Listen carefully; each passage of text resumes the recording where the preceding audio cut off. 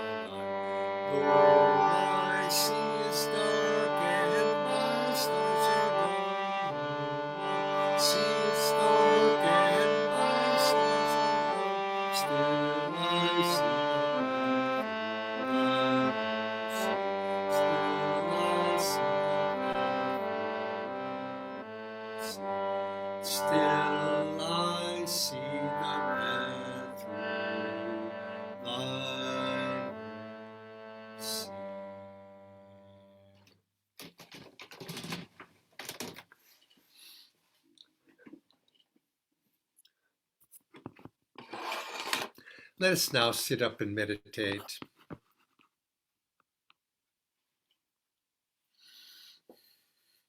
Gather our thoughts, all of our energies, and let us begin our meditation with a double breath, inhaling, tensing the whole body. Now expel the breath with a double breath. Once more, tense, and expel the breath. Finally, one last time, inhale, tense, and throw the breath out, and leave the breath out until it wants to come back of its own. And then when it does, let us breathe normally. You can observe the breath coming in, coming out, lifting your gaze to the point between the eyebrows and diving deep into that darkness behind closed eyes, calling to God there, the Divine Mother, reveal thyself, reveal thyself. Come out of the darkness, Mother. Bathe me in thy light.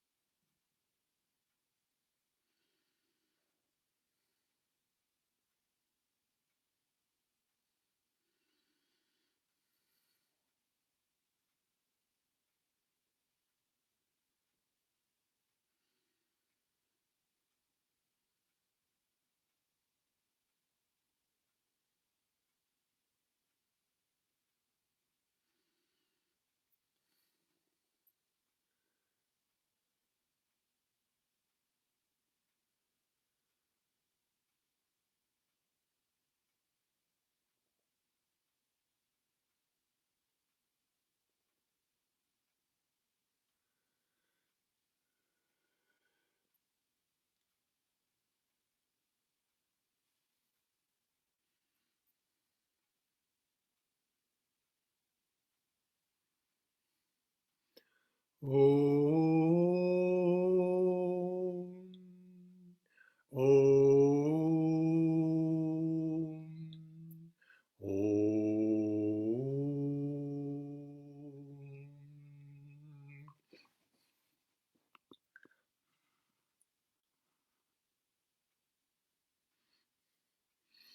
Good evening again to this evening's satsang. And my name is Nayaswami Jaya, and I'd like to begin by starting with the reading from the Bhagawad Gita. And at the beginning of the 16th chapter, Krishna is listing a number of very virtuous qualities.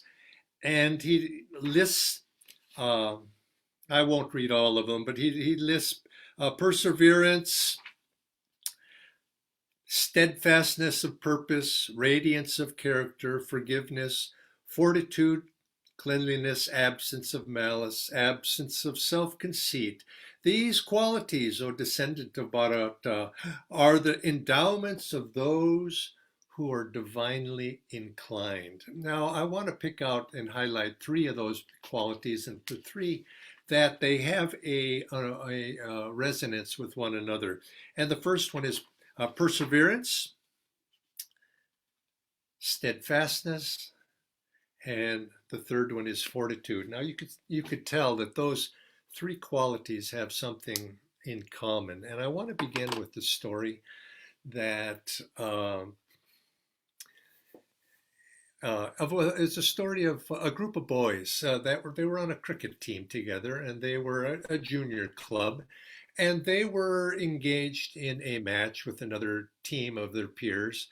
And other team batted in the top half of that first inning and just scored a ton of runs. It was so many runs that the team that was coming up to bat next, it was hopeless. They pretty much that they were so far behind. And when you get in a situation like that, you slump and you give up practically, and you take a bad attitude. And the coach gathered those boys together at the break, and he said, "Look, I want to remind you of something.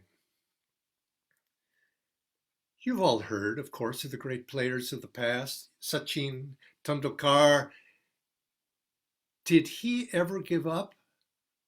And the boys said, "No, he never gave up." "Of course he did not give up," the coach says. And that is what made him great. He persevered. He rose to the challenge when things were tough. He never gave up. Now, you boys know also some of the modern players that we have. How many of you have heard of Virat Kohli? And of course, all the boys say, yes, yes. Well, let me ask you a question. When things are bad, does he give up? And the boys look at each other and say, no, no, he doesn't give up. And exactly, he rises to the challenge. He doesn't give up. Now, I want to ask you, how about Jaipal Mishra? The boys look at each other and they say, who's Jaipal Mishra? And the coach says, he's the guy that gave up. You've never heard of him. Well, and the boys, of course, got the lesson, I hope. And these three qualities of here epitomize that, the quality that coach was trying to emphasize on those boys. And I think we want to take to heart in our own life in terms of our spiritual quest. Now, a little while ago, some days ago, I was on another program, and there was a question and answer session afterwards.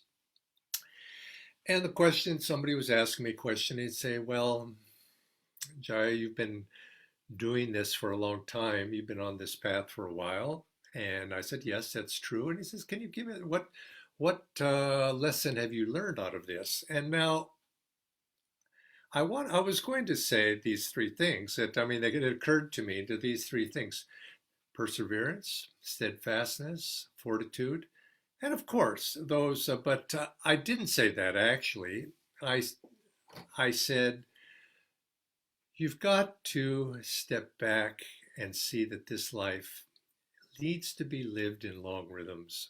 Take the long view. Because unless you take the long view, you never even get to the point of, uh, you never get to the point where these qualities come into play at all. You have to be able to stick to it for a certain amount of time. And so everybody's life, to some degree, we look at our own lives, it's up and it's down, it's up and it's down, but it's only if you're sticking to it for a period of time that you are able to see the longer rhythms of life. But so many people, they live their lives on like the surface of the sea. The waves go up and they're up, and the waves go down and they're down. And when you're on the surface of the sea, you don't have a long-term perspective. And so consequently, oftentimes that's why people tend to, you see them and they're try for a little while, they practice something that's taught to them, and you never see them again, and they go. Well, they're searching. They haven't yet found that something that's going to be able to, they're going to be able to stick with. But in time, as you take the longer view, and you really, I remember this phrase, this too will pass. You see that there's ups and downs inevitably in life because we haven't reached that pinnacle yet. We're still striving. And so naturally, there's going to be certain rhythms that we have to take into place. But we ask the question of ourselves, and this is what Krishna is counseling on us on here, is what are those rhythms that are going to sustain us over the long haul? And these are these ones: perseverance, steadfastness, and fortitude. And we have to be able to inculcate these qualities to be able to ultimately get to that place where we want to go. Now, the perseverance, of course, and steadfastness, there's a certain relationship between those. You might say one is like playing offense and the other one is playing defense. In other words, you have that perseverance and that persistence, you might say. Maybe there's another way to say that. That persistence, that to have that, you could say, if you're hungry, naturally you're going to persist. You're going to want to have, you want to eat. And so consequently, it's that hunger that drives us to be able to continually to seek, because we're unsatisfied with life. And so we're going to do that which is necessary to take us, to satisfy that hunger. And you could say that one of the greatest obstacles on the spiritual path is said to be that indifference. We're no longer hungry, where we've gotten to a point of satisfaction. And the world can be tempting in that way to satisfy us with outward things, but we realize with a little bit of long rhythm in life that we're never going to be satisfied outwardly. We always have to retain that hunger. But if you lose that hunger, you let the fire go out in this lifetime, well, inevitably, you're just going to have to wait for the next lifetime. But I know when this person asked me that question, I answered, I says, well, seeing the long rhythms, realizing that, as the saying goes, Rome wasn't built in a day, nor is this perfection going to be built even in a lifetime, perhaps. And I realized quite early, almost immediately, when I came on to these teachings of yoga, of Kriya Yoga, I saw my relationship with Paramahansa Yogananda as my guru. I said, this is a lifetime commitment. I can't possibly rise to those heights that are being held out for me as a potential in this one lifetime. Now, maybe I was not ambitious enough, but I think I was realistic. And now, as time has passed, I begin to realize, yes, this is a lifetime commitment. And if we don't approach with that understanding that this is for a lifetime, we're going to find that we don't have that ability to step back and see the long rhythms, where the necessity for perseverance and steadfastness, which is, you might say, the opposite side, you might say the defense. When the winds begin to blow, our roots have reached down deep to hang on to the rocks, to hang on to whatever little soil there is. We put our roots deep into that, and no matter how much the wind blows, we're going to be able to hold on to that. And so if you notice, some people think, well, as I go through life, and if I've been given these tools, I've been given these teachings to be able to, it's going to make me so that it's easy for me to hold on as time goes by. Well, I've often noticed if you've ever gone up into the mountains and you see a peak there, you see a high hill even, you want to go to the top. Sort of there's some attraction to that naturally. Oh, let's go to the top. The wind blows stronger the higher you go. And isn't that the case? You get to the top, sometimes the wind is really blowing there. And it's the same thing with us in the spiritual path. The higher we go, you have to have an expectation that the wind is going to rise up against you. And you can't complain about that. Oh, why is it so windy? It's just the way life is made. It tests our mettle, you might say. And it's at that time we have to have that steadfastness of purpose, that when things go wrong, when things happen, that we're going to keep on going. And when you're mountain climbing, sometimes it's tough and you just say one foot in front of the other. Now, that's not all that inspiring, maybe, to think of it in that way, but we know that life being what it is, we have to have that steadfastness of purpose to be able to continue on what we're doing. Now, one of the things about, you could say that being steadfast, it relates to something that Master said. Master said, Paramahansa Yogananda said, he attracted into his life stubborn people. In other words, maybe he was referring to his disciples, people he met. He says, I don't mind stubborn people. I attract stubborn people.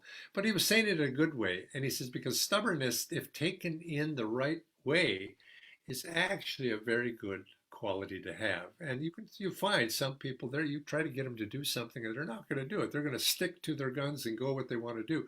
Well, this is especially true when high principles are at stake.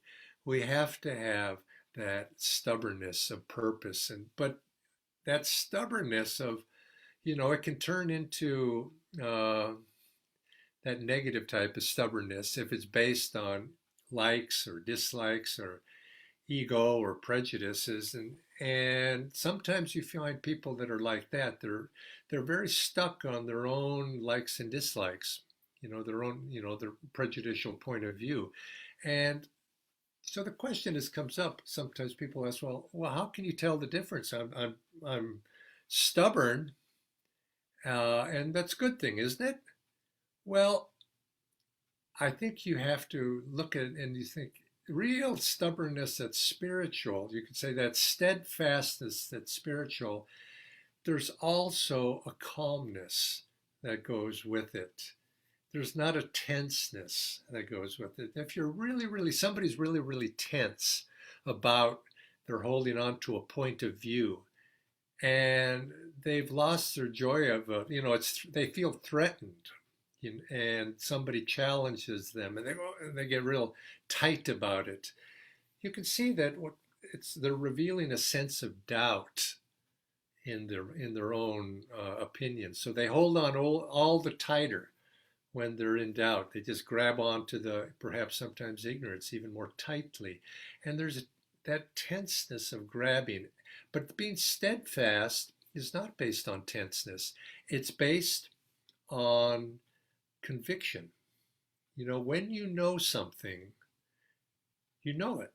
I know what I know because I have experienced it. And in order to develop that steadfastness of purpose that we're talking about here, it's based on personal experience. It's based on direct perception. It's based on something that you know. And it's based on faith. And faith and belief are two very different things. You can believe many things, but it doesn't mean that it's true. But faith is based upon something that you have experienced in your own life. And so I have faith on Guru. I have faith in Guru's love. I have faith in God because I have some experience. And, if it's not challengeable, people often challenge, well, why are you done this for? You stuck with this for a long time. Am I just being stubborn? No, it's not. It's because obviously I've benefited in some fashion. I've benefited, there's some benefit. I have to think, well, why have I stuck with this? Well, obviously it's satisfying to me.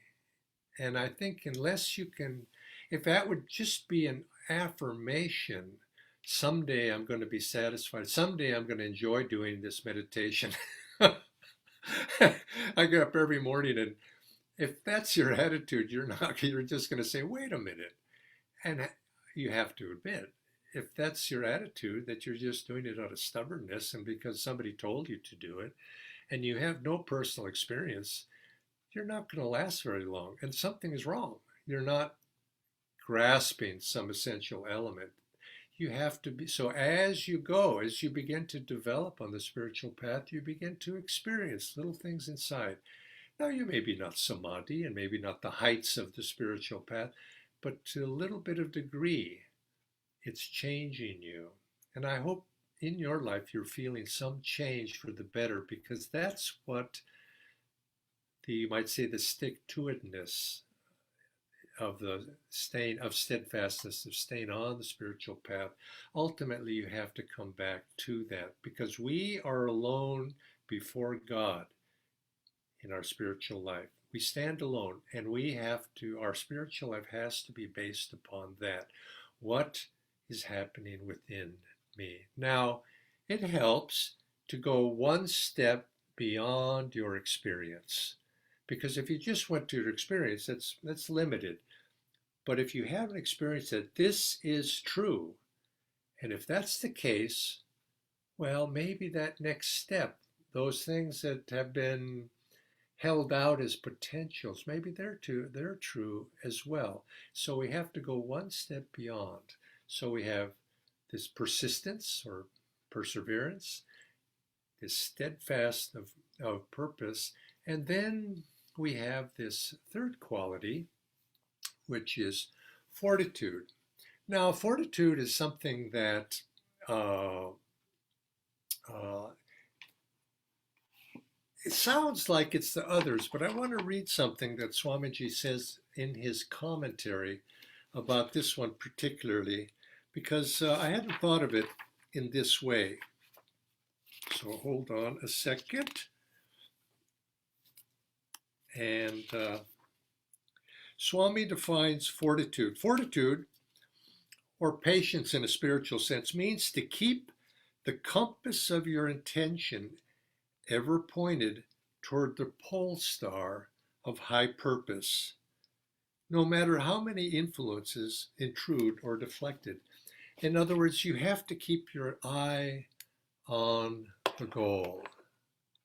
And of course, you could say indifference. I mentioned this as a very serious obstacle. It's not caring. You could say that that's allowing your eye on the goal to wander. You don't care anymore, so you don't look at it. Fortitude is keeping yourself firmly engaged in a positive way on what your goal is. So what it means is it means a constant reigniting of inspiration that will help you to keep on your eye on the goal. But yet there comes a time when sometimes it begins to waver. But you say, no, I'm going to keep it on that goal. And that outward goal has that flame of inspiration that is out before us, needs to be internalized within ourselves. We have to keep feeding that fire with new joyful sensations that keep those embers alive. In other words, we feed that inner joy with God contact. And this is what we you could say is the antidote for that sense of tenseness and uncertainty that comes, is being is bathing ourselves from time to time in that inner joy. And this, of course, is why we must practice our techniques regularly and faithfully as they're taught to me, as we say with our Kriya Yoga, is we have to be able to dive deep within there to be able to bathe ourselves in that vibration. So Master met a monk. He was a monk in the Catholic tradition, and he asked the monk once. He said, have you had inner experience? Tell me, what inner experiences have you had of God contact, and have you perhaps had vision, or have you had the feelings of blessings and divine blessings? And the monk said, "Oh, have not had those, but I'm sure that God will give them to me, and we shouldn't even seek those, but God, when the time is right, God will bless me with those experiences." And Master said an interesting thing. He said, "No, that's not right." He said, the reason that you have not had those experiences, which are blessings, graces, you might say, is because your devotion is lackluster. And this is, if we look, when we look at these three qualities of perseverance or persistence, and steadfastness and fortitude, they seem they seem dry in some fashion, don't they?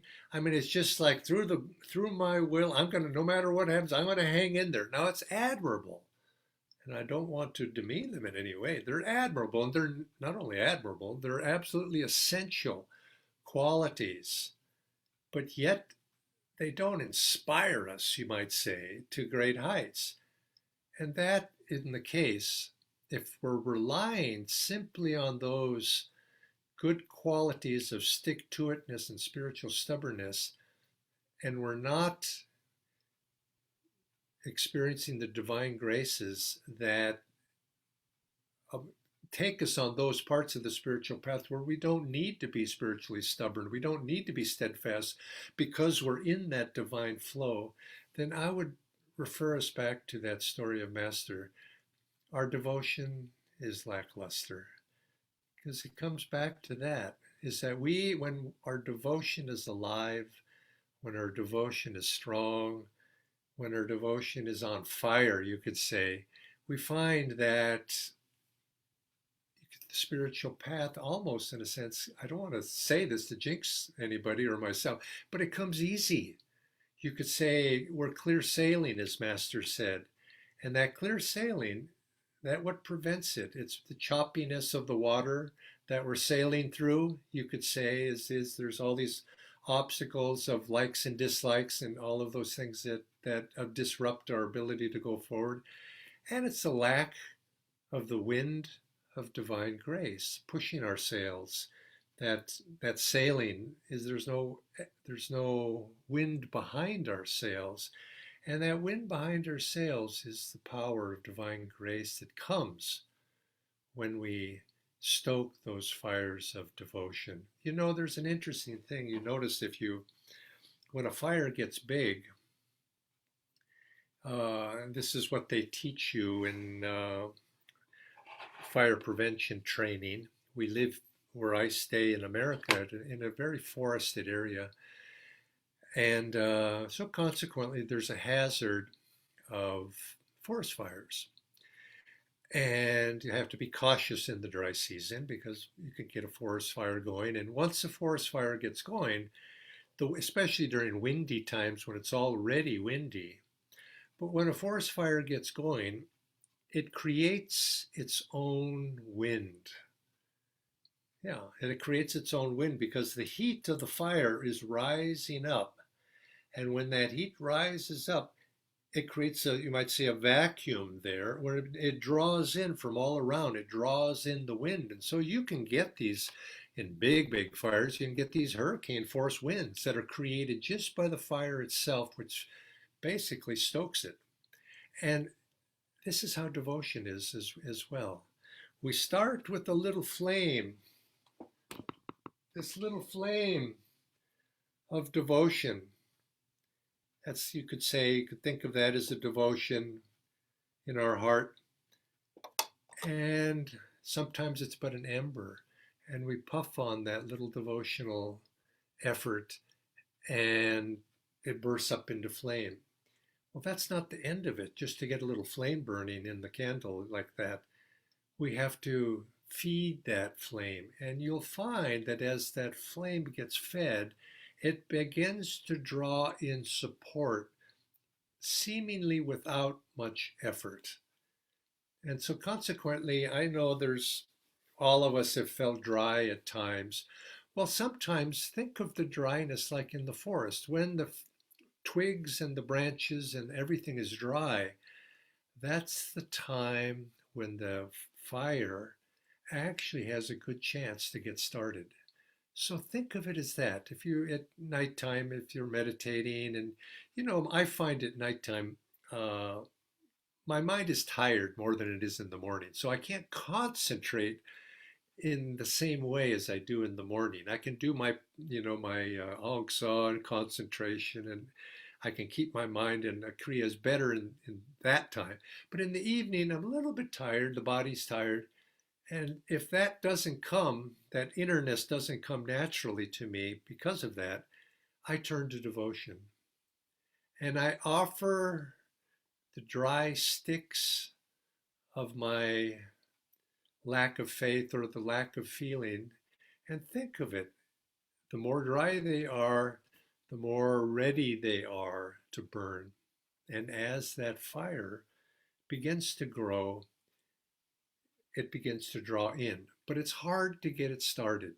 The matches are wet, or they strike them, and they just won't light. But once you can just get a little bit lit and you puff on it, and it begins to grow. And think of it in that way. And it's then that wind that comes in, like in the forest fire, that is God's grace ready, waiting right there to help us. And all we got to do is just get the little bit started. We don't have to create the big fire, in other words. And so if we combine that, and then we find it becomes easy. But I know we've done this, all of us together, we've done this enough to know that sometimes the fire doesn't light.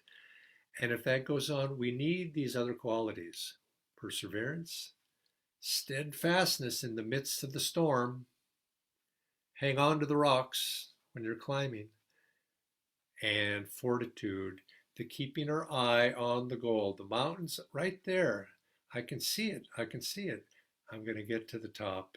And you keep your eye on the goal and don't wander lest you fall off the ridge top that you're climbing up. Keep those in mind. And let's see if we can apply them one by one in the week ahead and pull them out of your pocket, you might say, at times, like your pocket knife, your spiritual pocket knife, and use them when the situation demands. God bless all of you. Now,